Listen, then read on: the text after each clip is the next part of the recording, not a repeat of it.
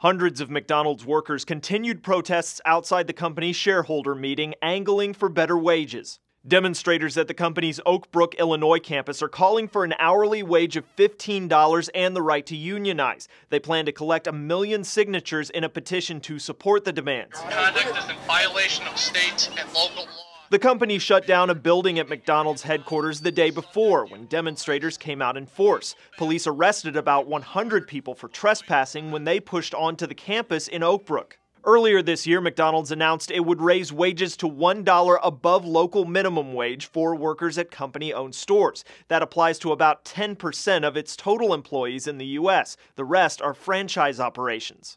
In statements to several outlets, a McDonald's spokesperson said the company cannot address the issue itself. When it comes to the minimum wage, that is a national discussion. That is not a McDonald's issue, it's an economic issue. We'll look to the folks in Washington to determine what happens. In the meantime, the corporate wage hike garnered its own share of criticism from employees at the more than 12,500 franchise locations who were angry they were left out, and from franchisees themselves who felt pressured to raise their own wages.